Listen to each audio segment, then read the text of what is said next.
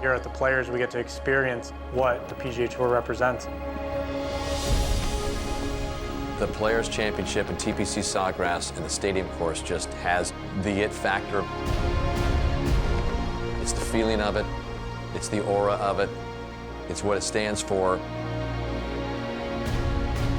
The best players in the world are competing year in, year out. The best field in golf, year in, year out. Everything here is big, and it's manicured for us so well for the event. I love stadium course at Sawgrass. It's one of my favorite courses in the world. The combination of the pine straw, the pine trees, the woods, right there with the ocean in the background. This kind of Florida meets the South. Great golf course. It just makes you uncomfortable on almost every hole, on every shot. In Jacksonville, we get a little younger crowd than some of the other tournaments. That place is rocking. The gallery rises to its feet. The Players has established itself as the biggest event on tour. Welcome to the Players' Championship. We hope you enjoy your experience. TPC Sawgrass, the home of the Players, both the Championship and the Tour membership. It's a spectacular place. It's big. It never gets old coming back here, especially being a past champion. Ricky Fowler owns the island green. TPC Sawgrass provides a welcoming embrace for all 144 PGA Tour members who comprise the championship field. And a celebration for its champions, who have accomplished one of the game's greatest achievements. Everyone who plays it knows what you have to overcome down the stretch there to be a champion. Scott survives. The level of respect that's shared amongst the champions is huge. In addition to their own private locker room, past Players champions are celebrated year-round with their accomplishments on public display. You arrive at this amazing clubhouse and everything is done to the nth degree. Rory McIlroy is a Players champion. Since I've won and being able to go into that little champion's locker room, that's very easy to make that feel like home. The affection from a champion is also felt personally by the reception they receive from both the staff and the fans. To have a crowd cheering us on is really special as players. Special week, special golf course, and just proud and very thankful to be the champion. Two-time defending champion Scottie Scheffler knows the experience well and enters the 2025 competition looking to make more history, this time with an improbable three-peat.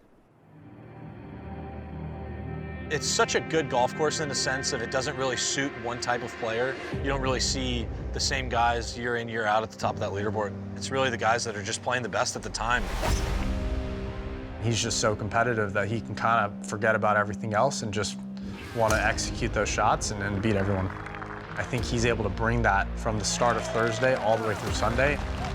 Scheffler was head and shoulders better than the field in 2023, but in his historic title defense in 2024, the challenges seemed insurmountable. Scottie Scheffler tried to defend a title that no one has been able to do thus far in the 50-year history of the Players. Scheffler had a strong start to his title defense, a 5-under 67 in the opening round. But an acute injury early in round 2 created a widespread panic. All of a sudden, I get that pinch in my neck. I remember getting to the top of my swing on 12, and it just like shooting pain, like from my ear down into my shoulder and into my back. That's the most ridiculous fall through I've ever seen. I didn't know that his neck was hurt. I kind of like stood there on the tee and I was like, oh my gosh, I don't know how I'm gonna be able to play golf today. I called my wife and said, yeah, I'll probably be home this weekend. I honestly didn't know how he could play golf. I mean, he couldn't turn his head 2 degrees to the right. I always try to go back to my preparation, remind myself that I've done everything I could to play well, and the rest isn't up to me. And so if things aren't going my way, I try to stick to my process and continue to try to execute shots and not overthink things and go out there and just do the best I can each time.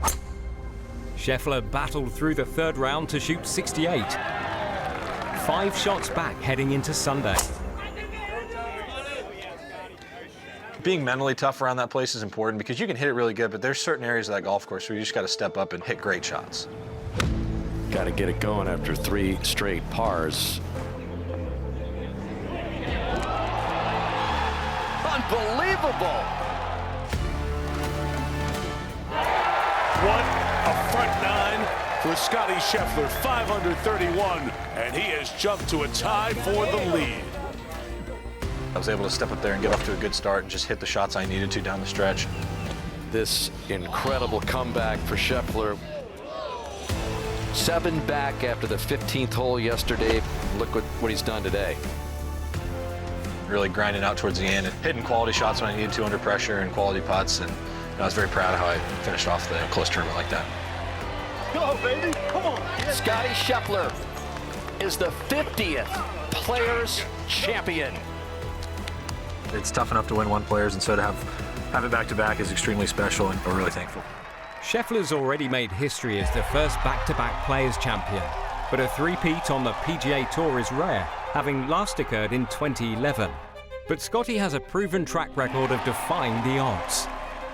He's probably got the best distance control in golf scene in a long time, and that's saying a lot with the amount of ball strikers that we have out on tour. It's like he's playing golf in a 10-yard wide tunnel. It's a video game.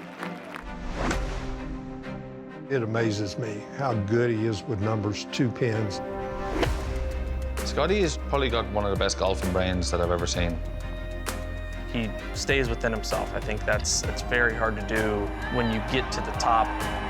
There is no part of his game that's bad. And then if you add that with, you know, a great mindset and great mentality, he's proven that he's just going to kind of overcome it. Should Scheffler claim a third Players Championship title, he would match the mark set by the Golden Bear, and in just a 3-year span. Jack was so consistent his whole career. He was a tough competitor, but he was very gracious in victory and defeat, so I felt like I learned a lot from him in both of those aspects. Scheffler is one of only 7 multiple-time Players Champions, joined by Hal Sutton, who provided one of golf's greatest quotes 25 years ago. This is pretty close to where we were.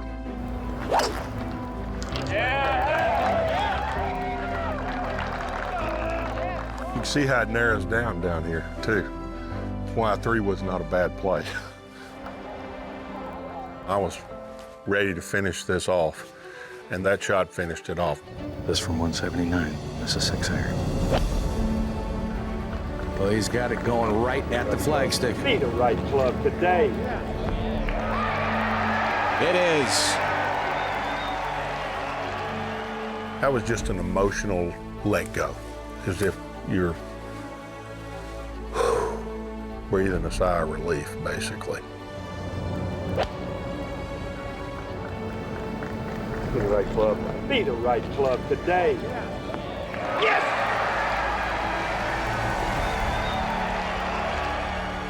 I'd never thought of that. I'd never dreamed it up. It's just an emotional outburst. 17 years later, Hal Sutton is the Players Champion again. The stage is big here and getting bigger.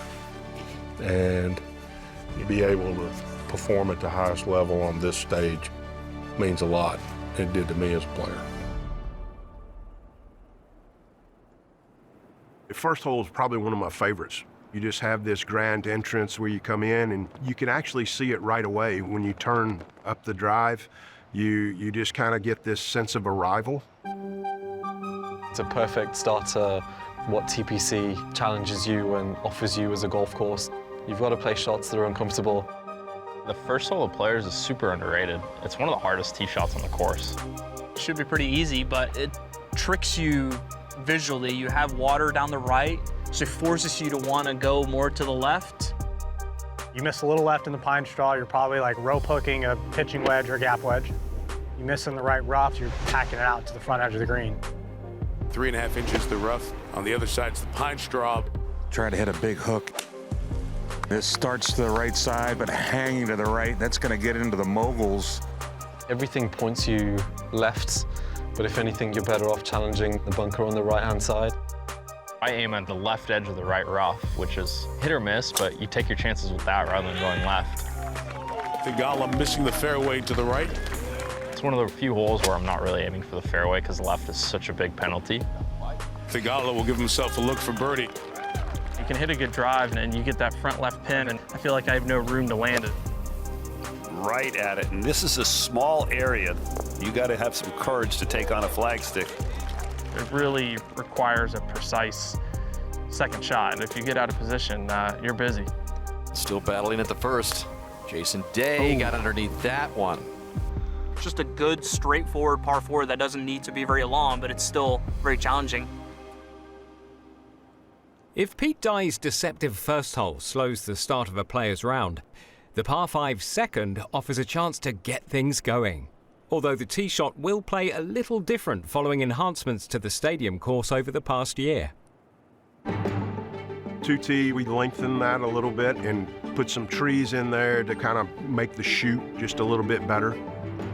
We were seeing on ShotLink very much under par, the easiest hole on the golf course, and guys were hitting shorter clubs to get around the corner to the same spot. The equipment's changed, the ball's changed, the athletes have changed and have gotten better over time. It's always evolving, and now it's evolved to a place where maybe we've lost some of the Pete Dye edge. Well, it needs to go for looks. Davis just has an absolute passion for Pete Dye designed golf courses. He's won here and has experienced the evolution of this property. You got to correct me if I'm wrong. That's the 28-foot root ball. His architect, Scott Sherman, worked with Pete back in the day, so he's the perfect fit for us here. While changes were also made to move back the tee box on the par 5 11th and enhance the moguls on the right side of 14, the most substantial difference in 2025 brings number 6 back to its original roots. It's a great golf hole, but there was an element that was missing, and that element that was missing from original was the tree. Pete wanted the tree to not really be in the way, but wanted you to think it was in the way. And it got to the point where it was literally in the way. It started drooping. I've never seen anybody hit it, but you sure do think about it. That tree kind of met its demise in 2014. The idea was to go in and redo the tee complex. And the thought was, hey, should we put this tree back in? Jeff Plotz, the green superintendent, has an incredible responsibility to protect and grow Pete Dye's golf course. And everybody sees it like that, as a piece of art. When Jeff said, I've got one, let's go look at it, and we walk 100 yards down in the woods to the right of 6, and he goes, this is the one. And I go, well, that could be the one, and that could be the one. He goes, no, look at it, this is the one. You just dig around the whole circumference of the drip line of the tree and get all the roots, and you move the whole thing. If it's done right, the tree actually can stay the same or get better. You dig the hole to get it out, but you also have to dig a hole to put it in. So the bottom of that hole has to be exactly right, because if you dig it too deep, the tree gets buried. If you dig it too high, everything around it doesn't look natural. You're talking about hundreds of thousands of pounds of earth got moved, and to get it dead level is hard to do. It looks like it's always been there, and that's always the mark of a really good project, is when you're done and it's completed and people come and go, I can tell it's different, but I don't understand what changed. Playing in the Players' Championship and winning the Players' Championship and walking around here with Pete Dye and the vision of it to be a small part of the team that's putting it back and continuing the tradition is just one of the most thrilling things we've done in golf course design, to be a part of this team. The Players' Championship is an experience that every golf enthusiast must have on their bucket list, which fans from across the globe can check off yearly. PGA Tour invited me to watch the Players' Championship. I would literally pinch myself and ask, how did I start an Instagram page filming my process of learning to golf, and now I'm literally standing watching the most amazing players in the world. In addition to watching the strongest field in golf, the Players' Championship offers much more, including 37,000 square feet of shopping and more than 20 local dining options to give you a taste of Northeast Florida. The atmosphere genuinely was the most amazing experience ever. The Players' Championship and TPC Sawgrass are a fan favourite, as well as a continued haven for the pro ranks such as Jim Furyk, Vijay Singh, Billy Horschel and many others. And that trend has repeated with a new crop of players moving in. 2018, I played the junior players. It was one of the first times I came over and got to see Bermuda grass, but I also got to see the golf course, and now I moved to Ponte Vedra, so I see it a lot. That was one of my first tournaments in America. Well, I call this place Hogwarts. It's just surreal. You have it all. The people that work here are just incredibly nice. What's up, Nico? How you doing? Good, man, yeah. Good. It's a fantastic course to be at. You do feel the weight of the venue, the weight of the history, the weight of everything that has gone before you.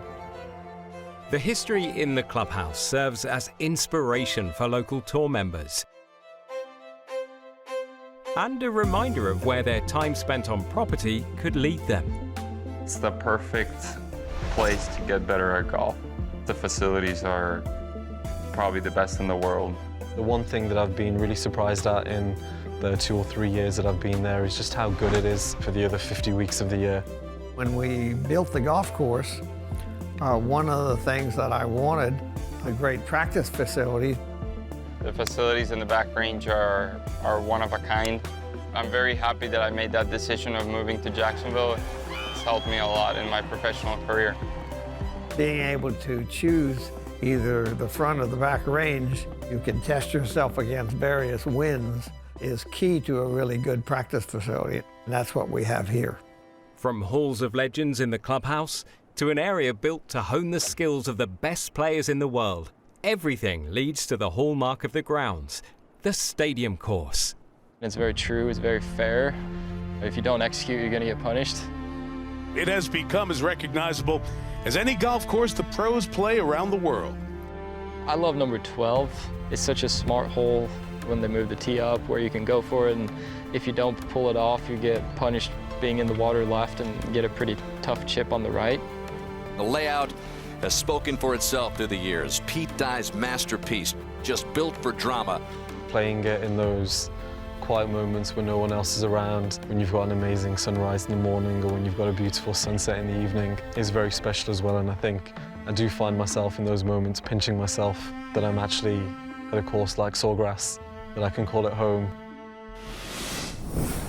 Few players know the impact of local experience better than 2005 Players Champion Fred Funk. And the crowd is getting a little louder.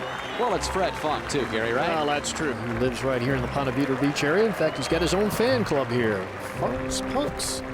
The gallery really started jumping on when they saw me start getting a little closer, then I actually got the lead. It was pretty loud. Hats off to Funk for that one. A champion right here where he lives.